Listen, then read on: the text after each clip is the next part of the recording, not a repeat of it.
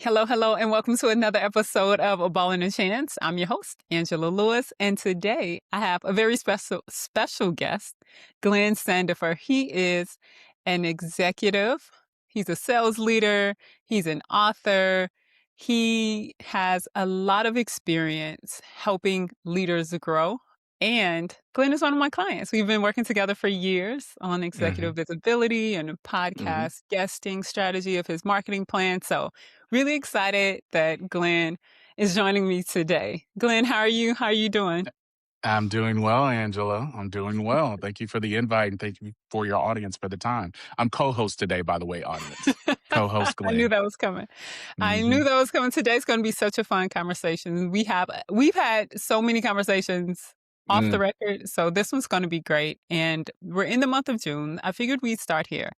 We're in the hmm month of June. Father's Day is approaching, and hmm we share that we both lost our fathers last year.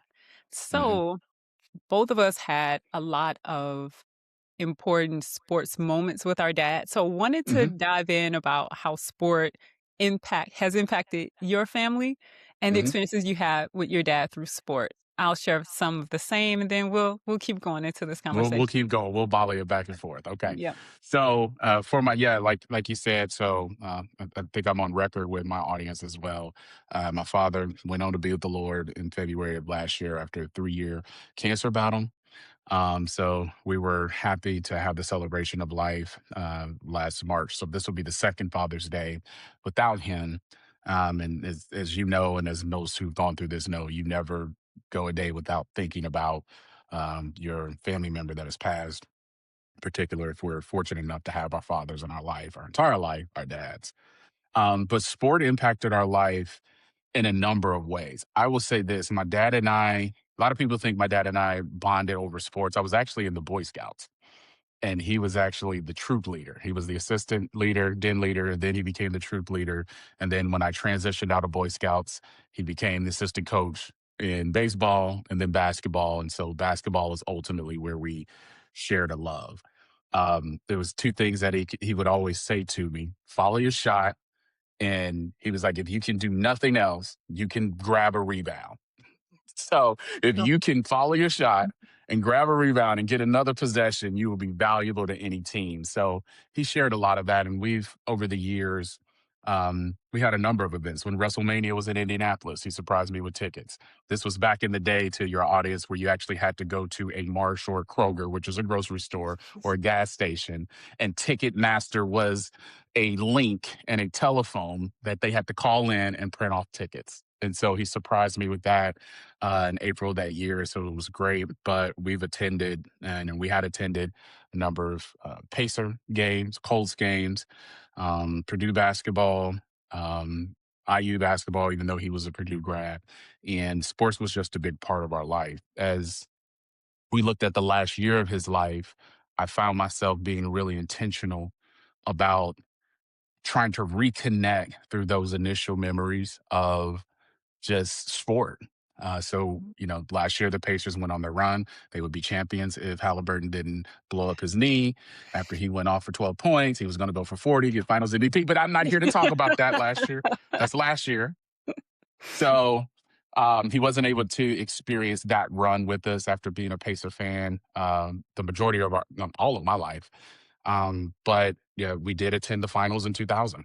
We went to Game 5, the blowout game for the Lakers. So okay. he surprised me with tickets for that. Colts. We went to a number of Colts games and clinching moments. We all watched the Super Bowl together for the '06 Super Bowl year. And this year, again, we went to opening tip off for the Pacers.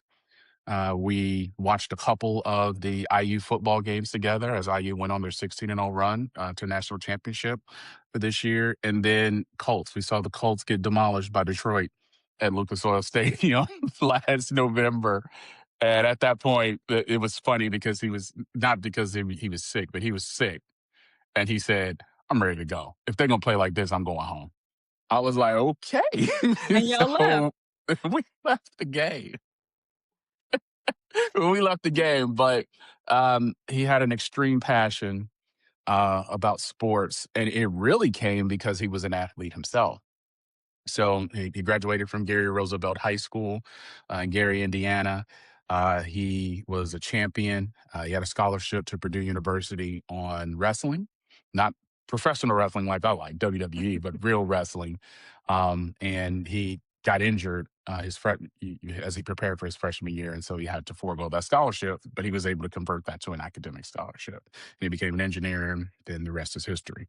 But sport was always a big part of his life.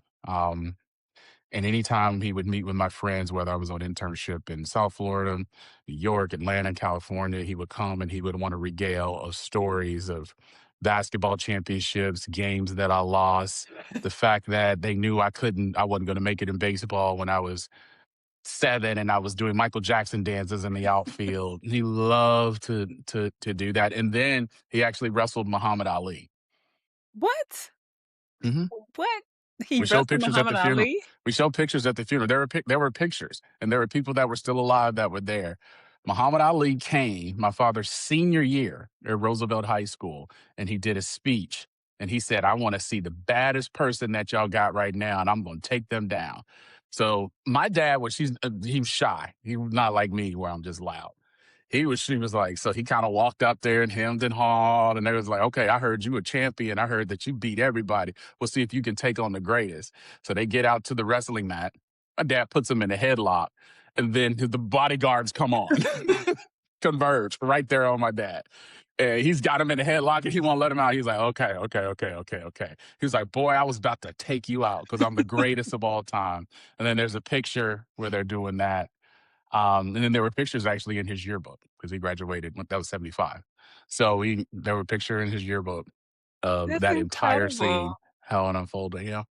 What a great story and stories of your father. No, thank you so much for sharing. Hmm.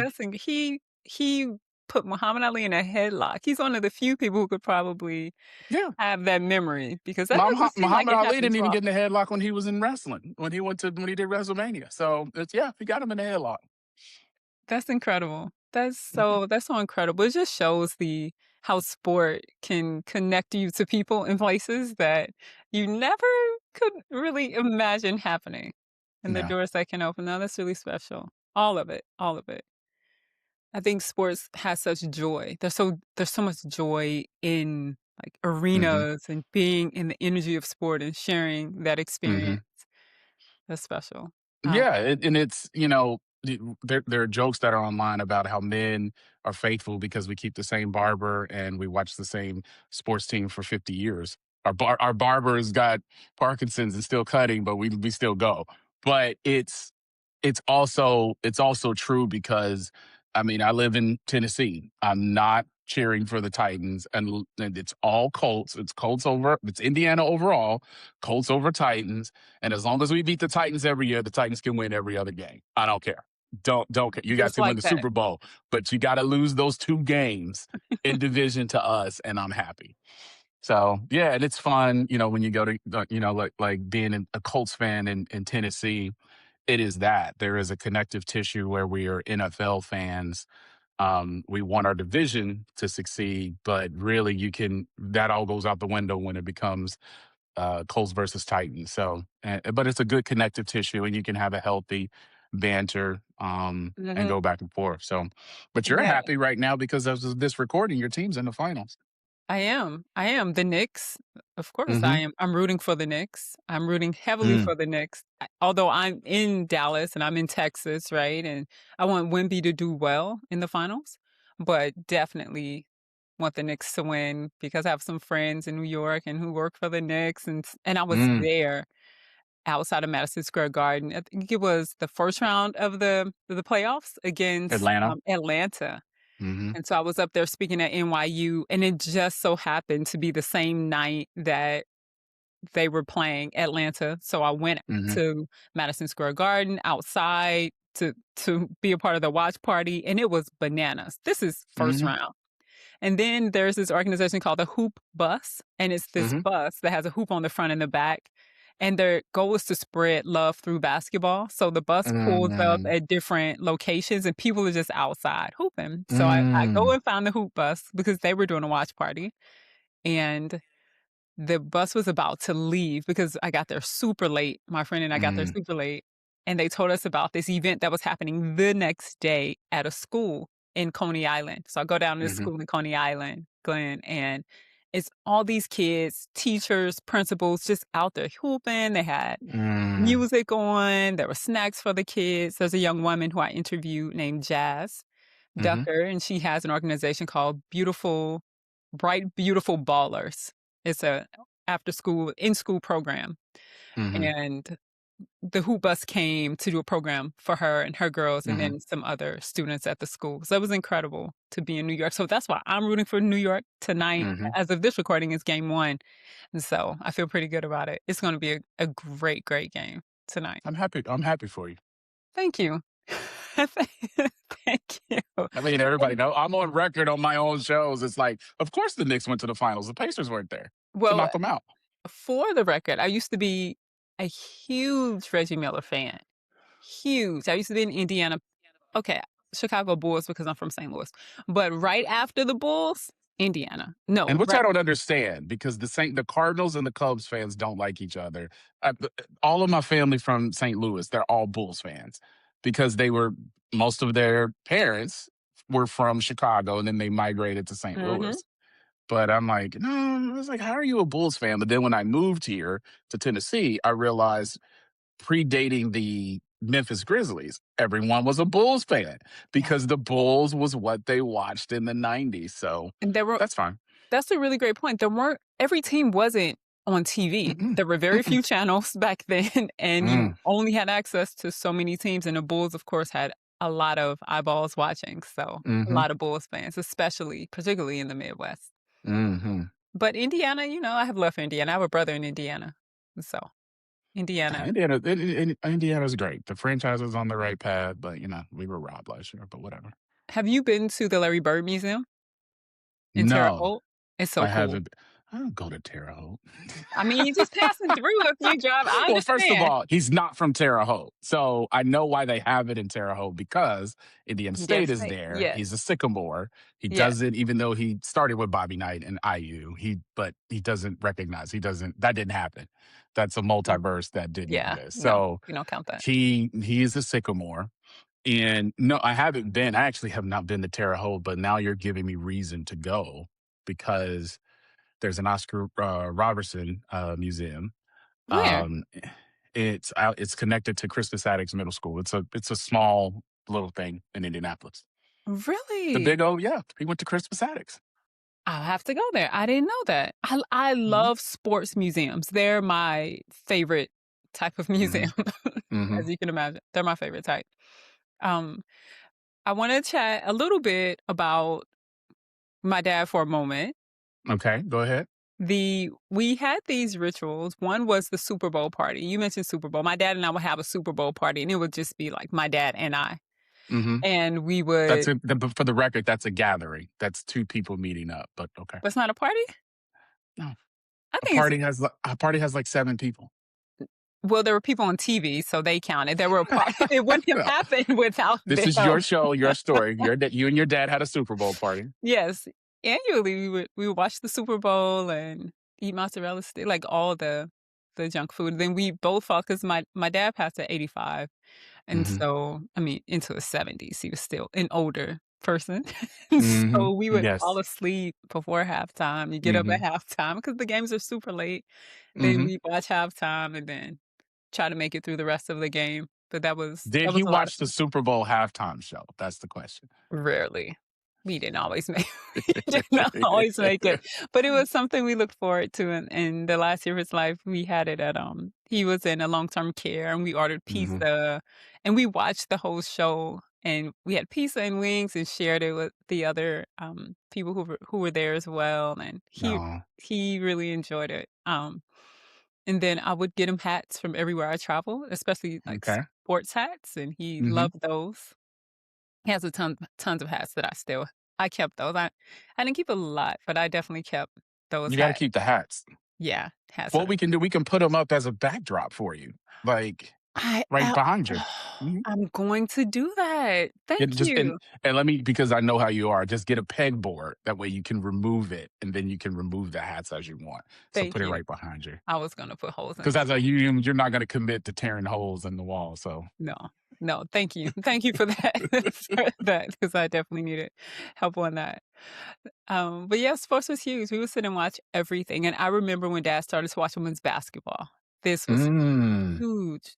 I grew up in a time where girls didn't play, but my dad still showed up, and he still supported me, especially when mhm, I got in high school and college, and he was always at the games, and then he would just mm, I would come to visit, and he'd just be watching, like, college games or pro games, and it warmed my heart to see that yeah. he really cared about women's sports and, women playing, so Well, women's sports right now, I mean, if you and I pulled our money together, I would want a WNBA franchise it's just amazing. because, and it's the product. I mean, I'm on record. The product's better, especially if you look at the purity of the game. I don't like floppers, the flopper OKCs. So Mhm. the women being Indiana, we got Caitlin, we got Aaliyah Boston. They have a Kelsey podcast. Mitchell, Kelsey Mitchell. Who's the other guy? We got Sophie Sophie. Birmingham. Oh, they all love the game, Yeah, and you can tell that they've grown up, appreciating the moment and the opportunity that they've had, and it's just kind of been a windfall. And you've seen it. People say it's Caitlin, but it kind of predates it, especially when you look at like women's basketball, Texas, Tennessee, South Carolina had historically USC, Notre Dame have historically always been great and been competitive. And the tournaments, if you watch the highlights and watch the games, passing is better. Setting screens, three pointers, defensive intensity. The guys are just, we're too AAU'd is what I say now. it's different. It's different. It's definitely different. So Yeah, I'm glad you had that moment. What was his favorite meal at the Super Bowl party that you had for the he two was of you? big on the mozzarella sticks and the marinara sauce. Did you Loved it. make them fresh or give him frozen Costco mozzarella sticks? The way that everyone does it, frozen. No, you can make them. You No. get the mozzarella, you get the sticks of mozzarella, you put the panko seasoning, and Mhm. you can season it the way you want. Dip it, egg wash, dip it, fry it. Yep. Nope, never. Never once. Never even crossed our mind.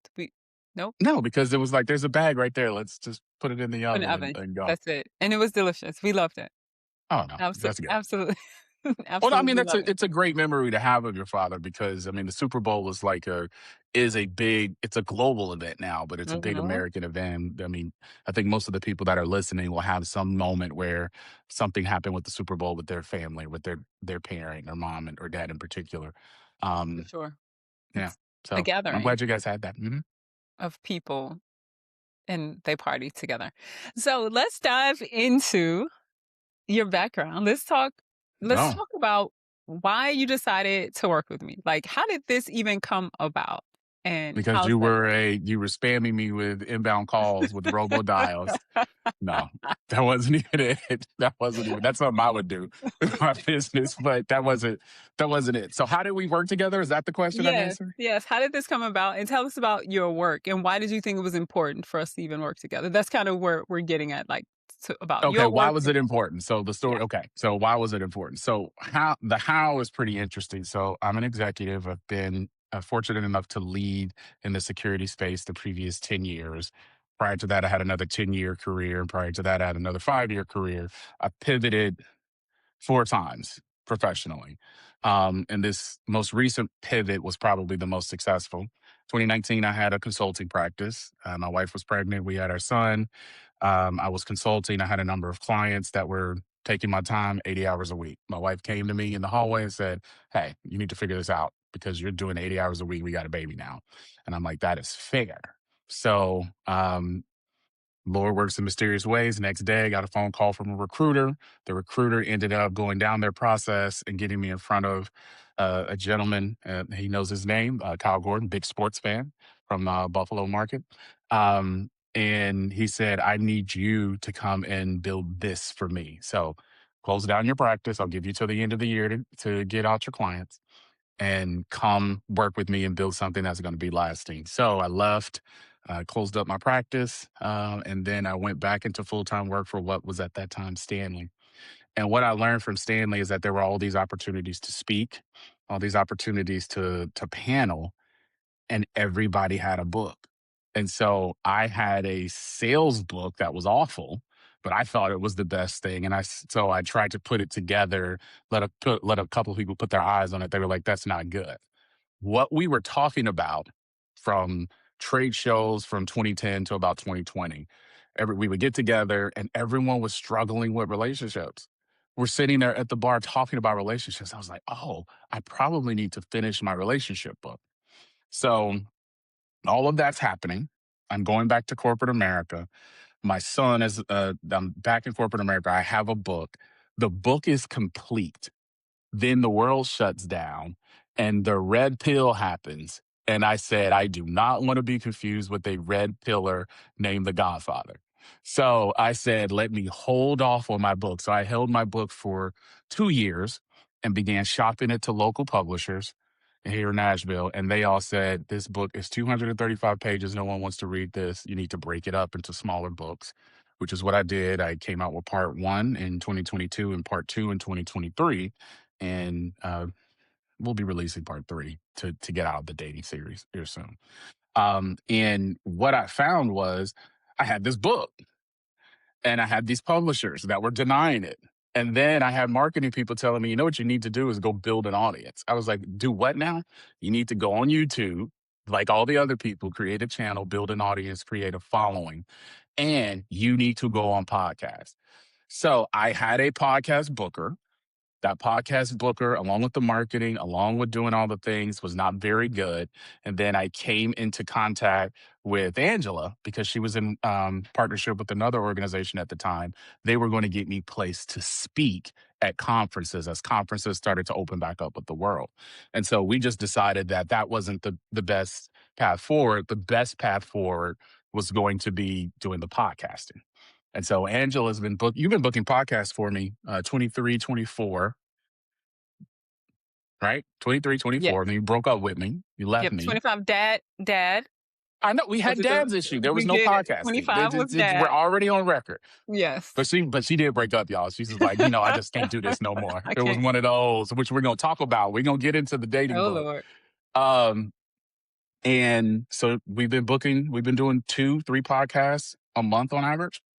For our time. So it's very easy, as you guys can tell, for us to work together. We push each other and challenge each other in our discussions. It's not a one way, Glenn do this or me telling Angela that. So it's been very easy. And then after she left me, do you see the words I'm using? After she left me, I told her, I was like, I'm just going to wait for you to figure this stuff out, get everything figured out because I didn't like working with the old podcast booker. I was talking to others and they just weren't good. And I was like, I'll just wait on you to figure it out and then we'll come back. And then we'll rebook podcasts. Now my bandwidth has opened up both personally and professionally because kids are older to where I can recommit to this process of podcasting. So that's how we came together.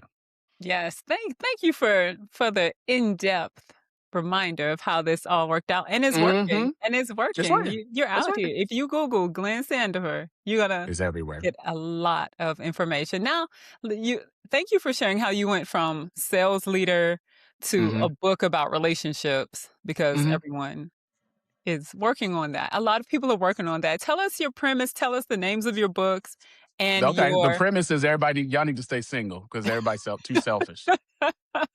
That's the premise. That's it? But that's it. Y'all too selfish. Just everybody stay single.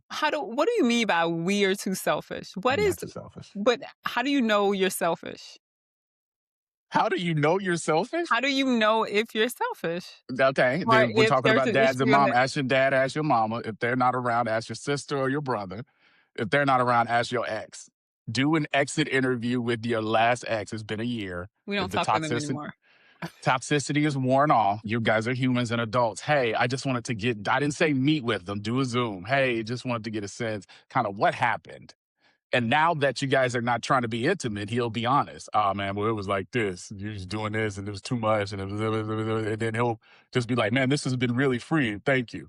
And then he'll hang up and then he'll go have a great relationship later because he's done some self-reflection himself. But no, the names of the books, How to Get Great Dating Outcomes in a Modern World, parts one and two. They're available everywhere you buy books.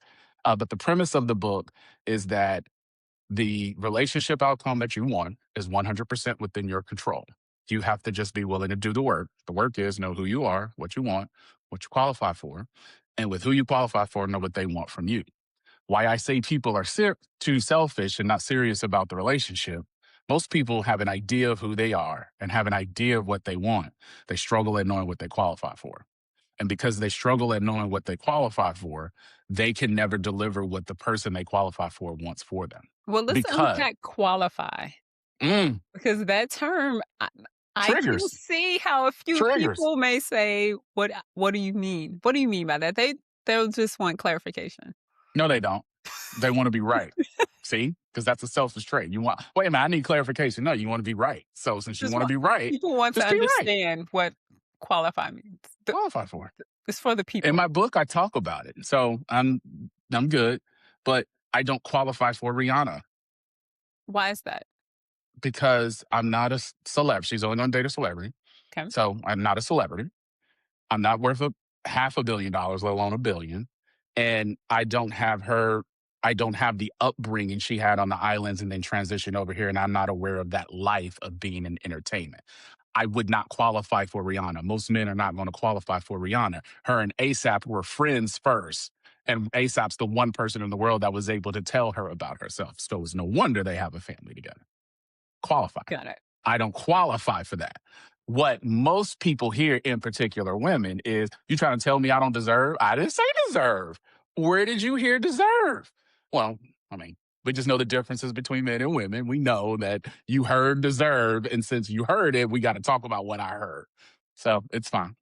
There are differences between men and women. I'm glad you said that. I Mm, think we live in an era where some want to say that like we're the same, but we have different ways of mm. processing. I don't know. You hear that's like men and women can do, men can do. We That's not what that, yeah. You can play basketball better than I can. So what that means, so, but you can do that, but we're not the same. We're not at not all. designed to be the same. Now, my Yeah. premise also, and I'm on record and everyone knows this, I'm a Christian and not the fake Christian y'all see on TV or hear about. I'm a Christian. I have a belief and I have an understanding that the death, the burial, the resurrection of Jesus Christ is what I believe in, and that I subscribe a relationship with Jesus is a relationship with God, and that's how you get to heaven. We don't go to heaven, we go to Jesus. That's what I believe. The principles of my book follow closely the word of God. It follows that, and a lot of people really struggle with their dating because they struggle with adoption and their identity. I don't care what you believe. I want you to believe what I believe, but if you're not going to believe, I tell people to believe something. If Hmm. you're just believe in something that's higher than yourself, because then your selfishness has to begin to dissipate because you are thinking about something bigger than yourself. And a relationship is bigger than you as the individual or the two individuals in it. The relationship is what's supposed to move forward. The relationship should move to engagement, to marriage, to children, to legacy as the long term result. But you can't do that if you're looking for me, myself, and I, me, my, me needs, I, and it's never a we. So that's why I tell people, I was like, no, just stay single. That's really powerful, Glenn. That is Mhm. really really powerful advice. And the links to the books will be in the show notes. Put them in the show notes. The links will be in the show notes so that people can have better dating outcomes. It sounds like it's something that people want, at least in theory. They no, Um, they want it. They want it, Angela, and you know that they want it. It's just, it's like, okay, how am I going to get there? How am I going to get there today? And I mean, it's. I tell people to be single. I would prefer that that's not the case because I believe the best outcome for any society is man, one woman, long term relationship, marriage, children, legacy as a result. If you look at any country in the world right now that is full of problems, I'm not talking about. I'm not yeah, talking about underdeveloped geopolitical. nations or war torn Mhm. countries. That's not what we're discussing. Talking about developed nations that are struggling with the self actualization on the hierarchy of needs. The struggle is everyone's dealing with self. Our society was not really created to be a self. driven self actualization society. It was supposed to be communal and community, where I take care of my family, my neighborhood, my community, my city, my state, our country. But when we just say, nope, me, that's why we got everybody living on compounds. It's like, no, this is us. We're here and we don't want to engage with that. God never designed the world the way it is for us to be solo artists. We're all supposed to be a part of a larger community or a band. Then how do people go back from that? I'm on record. I say y'all need to, if you're single and you don't know what you believe, go to church. If you don't like church, go to the mosque. If you don't like the mosque, go to the synagogue. If you don't like any of that, go to school and figure out something, find something to subscribe to. That's the first thing. Second thing is I'll speak to the men because I won't speak to the women. God Thank no. you. Let me tell you women one thing. Thank you for focusing on men. It is No. Men's Mental Health Awareness Month. June is also Men's Mental Health Awareness Month, and I feel like this is in direct alignment with Men, yeah. So men, go get a spa day. Go turn off your phone. Actually, leave it in the car. but watch Leave the it in the final. car. Watch the finals. But it's funny to talk about that mental health day. So I'll talk to the men. So what I tell young men, because young men will come to me. I mean, I kind of had that privilege over the last 20 years now. Is young men will be like, hey man, I see that you're doing well. What do I do? I go into what I just said. Jesus Christ, personal relationship, self-realization, self-reflection, try to be the best version of yourself every day. Try to grow and develop as a Christian. Don't leave others behind. I say that men 18 to 33 is the most pivotal years of choices that men will make. And here's why I mean that. 18 to 33, put your head down.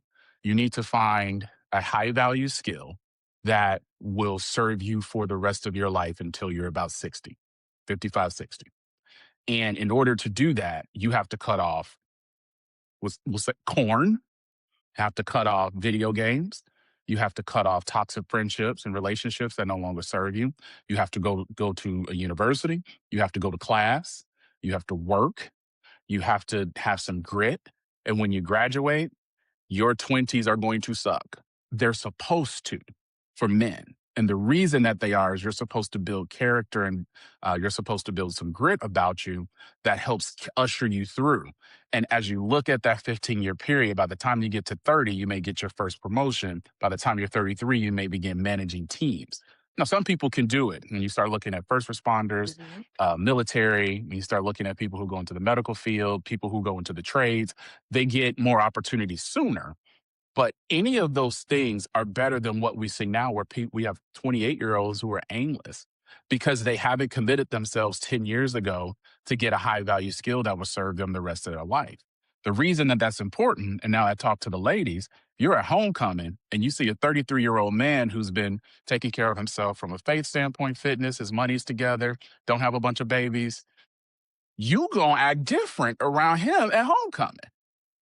Were you like, wait, Ricky? Hey, how are you? Hold on, girl. Hold on. Put that away. Let's see. Ricky, yes, how's it going? Yeah, he and I broke up and it's been tough. So what are you doing now? Oh, you're a finance manager. Okay, what does that mean? Oh, so you run a team. Oh, okay, that's good. So what's your long-term plan? He'll be vice president of wherever he is Amazing. by the time he's 38. That's who you want. So I tell the men, if you want better dating outcomes, stop dating from 18 to 33. Because y'all don't know they don't want you nowhere. They on yachts and hanging out with, hanging out with the ballers. So just forget it. Just wait. Just wait on the That's Lord. the Put the hard work. one. You know that's hard for a lot of people. But they're self-selecting it now. The Yeah, data is supporting it. Pew Research came out with a report 2 years ago that said that men are going alone. it's They true. said that the men who have identified in this age group have said they have not had one meaningful relationship with the woman in the previous 5 years. So at least That's be a good incredible. plumber, be a good electrician, at least know how AI works, at least be able to show up to your shift. And then that way, when you finally get over yourself and you're like, let me go find me a woman, you have something to offer. because a lot of the discussion, and that when you said thank you for talking to the men, I don't want to talk about what the women are doing. Mhm. For what? We're not women. I'm talking about what the men are doing. Yeah. And then the women will, you tell me, Angela, would you have rather dated that man at 33 or a different man? Hmm. Okay. We're not going to talk about your No, dating. I know. no, we are not talking about my We're dating not. life at all. Not on this episode. This So in episode, this closing, it episode is brought to you by, what is it, Safe Talk? What is one of the apps? right. No, no, I think that's tremendous advice. Hmm. Tremendous, tremendous advice. And I know this episode is gonna help a lot of people, a lot I of hope it men. does. I hope it Yeah. does. So It we'll probably be help a good. lot of women because a lot of women be like, my man ain't like that. I'm leaving him. Gotta go. Yeah. See, you see how she did, y'all? You see how she did? She I just may or couldn't. may She not have had practice in that. So Glenn, I'm really excited for you. Tell us your big vision for the books. You said part 3 is coming out. yes. When is that dropping? Oh, see that? See, you see how the media does, y'all? The Exclusive. fake news We want media. exclusive. We want exclusive. I did not say that the book. I said that it will be coming out potentially, possibly soon. We got to Oh, start okay. adding caveats. That means I have to sit down and finish writing it. And what I learned on this journey is that part 3 needs to be the conclusion of dating to help usher people along into the next phase of relationship, which is long term. So Mhm. engagement, marriage, family. Yep. So the book series is under the banner the modern round, and so we're able to address anything, any problem, any challenge that we have as society or within the culture, um, and dictate under that banner. So while and my audience knows this, I'm exhausted talking about dating, which is why my TNG Live and TNG Reacts. People, somebody wrote me, they're like, "Man, if I got to listen to one more worship song at the beginning of your live," I'm like, and that was probably the only worship you had all week. So you need to listen. He was like, "Well, man, I just want to get to the talking." Okay, well, fast forward through it. Where we start transitioning and getting people the result that they want. Because if anyone's followed my content, it's the men and women that I'm around are all trying to figure it out. They're committed. They want to be married. They want to have kids. They want legacy, and they want their kids to be successful, and they want a long term result, and they want to go into their 70s and 80s with dignity. And you can't do that with some of the decisions that people unfortunately are making today at 25 and 30. Those Mhm. decisions, while they may seem small, they are hard to overcome. So the book 3 will be concluding dating. The next one will be, I'm just throwing this out there. This is like Kanye on the You know, interview. I'm gonna ask you about this, right? What? Well, it sounds like you're already on book 4, 5, and 6. Like the series I is am. Yeah, I'm George Lucas here. I got I see. episodes. I got episodes ready to go. But it's the next one is going to it's kind of it's going to ask this question, and it's going to give a statement. So you've decided to get engaged. That's how it's going to start. And so that book is going to help, because what I also noticed through my audience and through this process is some people got engaged, and some people have been engaged 3 4 times, and they keep getting engaged. And the question is, why do you keep getting engaged but never get married? Yeah. And so that book is going to tackle that culturally. um, my books typically have, my first initial book had characters, and I took the characters out. I think that I will move characters back in at this point to bring them into the fold, because the principles of the 6 type of men, the 6 type of women, those archetypes are established. So we need to now create them and see how they move in the modern world through engagement and where the breakdown is, because So typically good. most people are struggling in their relationship. Not selfish is one of it, but they are a city girl trying to be with the modern man, or they're a female trying to be with the traditional man, and that ain't gonna work. It's never gonna work. Everyone's gonna be frustrated, and then especially if, well, because I always say women, I was like, girls, y'all love y'all some city boys.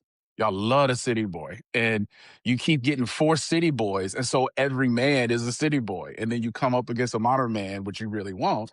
You don't know how to act. It's like, you can't do that with no modern man. That's some city boy behavior. Mm-mm. Next.